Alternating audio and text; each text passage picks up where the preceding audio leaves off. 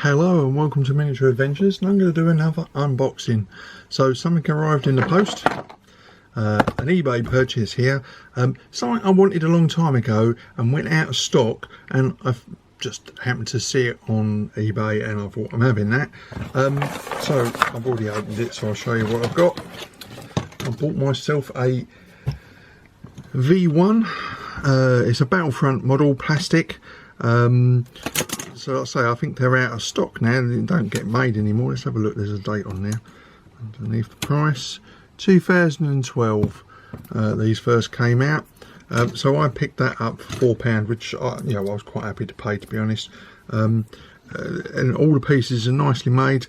So you've got the rocket, and the only disappointing thing is I think the launch ramp is a bit short, so I may have a go at even making some or seeing if I can get some more launch ramp from somewhere else.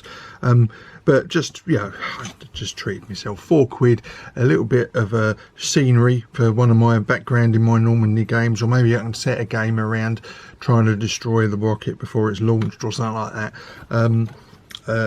So you've got the various pieces for holding up the ramp at the right angle, so 3 joists there for holding it up.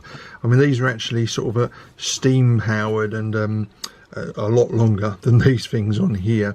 They needed quite a bit of a run up to get the speed they needed in order to take off, but it will do the job. It will look quite nice. If I can make or get some additional sections of ramp, then it will look even better. But I've been wanting something like this for a long time. As I say, I wanted it way back when it first came out, and I never bothered getting it because I think it was part of the Open Fire set from Flames of War at the time, and I didn't want the whole set. I just really had a hankering for the V1. So here I've managed to pick up one. Someone's obviously decided they didn't want the one that was in their set, sold it on eBay, and I've ended up picking it up.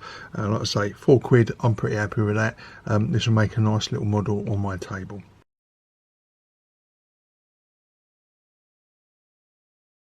So a little funny aside here, I got an email from the guy who posted it to me just to let me know that it had been sent, and he said, I've sent it first class post, so you'll probably get it tomorrow. If everything goes quiet, you'll know it's about to come through your door. If anyone knows anything about the V1, the thing that was most noticeable for the people on the receiving end of these things is you could hear this thing coming, because the pulse engine was very loud, and then it cut out and you knew that was your cue to run. In fact, I have a story from my grandfather. He remembers seeing these as a young man. He was in his 20s at the time, and one was heading right towards his street, and he heard it cut out and he ran for his house to try and tell his parents. And it went over his house, over the next street, and landed in the street beyond, obliterating a load of houses. So within 50 yards of his own home. So a first-hand story there that I remember vividly my grandfather telling me. He remembers these things coming over on a very regular basis. And in fact, when I went to the Biggin Hill Museum recently, the video went up on here last week. There's a map in there showing all of the V1s that fell just in that particular sector, and it's quite surprising, how many were made and dispatched in our direction.